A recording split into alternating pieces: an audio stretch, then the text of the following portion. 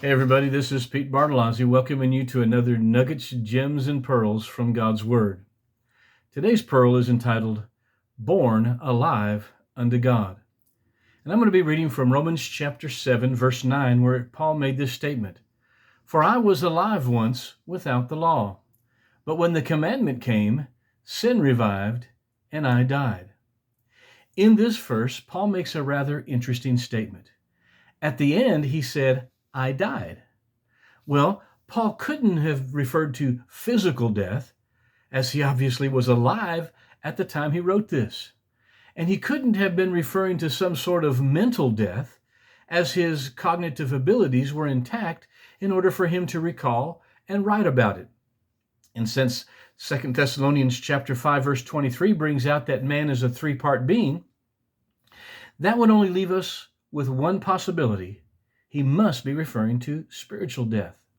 And if he's talking about spiritual death, then in the beginning of this verse, he had to be talking about being spiritually alive. So what he clearly said is, for I was spiritually alive without the law once, but when the commandment came, sin revived, and I died spiritually. What I want to bring out with this is that we are born into this world spiritually alive unto God. So the phrase, but when the commandment came, refers to the age of accountability, when our mind is opened up to right and wrong, and the sin nature that was lying dormant in our bodies comes alive, deceives our minds to commit sin, gaining access to our spirit, and thus where spiritual death comes in. And at this point, we need to be born again. This is pretty much the gist of what's talked about in Romans chapter 7, where we began with verse 9. There are those, when I was a teenager, who believe that we're born spiritually dead, so when a baby dies, he goes to hell. This would be to accuse God of being unjust, to send a baby to hell who could never acknowledge that he needed Jesus and call upon him to be born again.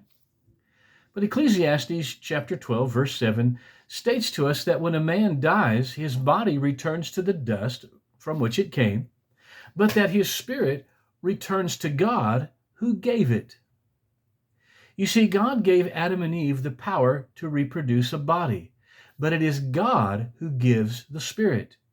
If we're born spiritually dead, then God would have had to have made it that way, and that would be tantamount to saying that God is the author of spiritual death.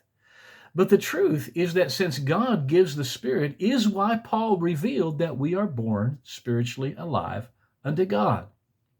Years ago, I read an article, and I still have that article to this day, that speaks of a 3-year-old girl who wanted to be alone with her brand new baby brother. The parents weren't sure about that request, but ignored her request at first, thinking that maybe she'd just forget about it and move on, but she persisted. So they decided to grant her request by putting a baby monitor in the room to listen in to what was going on.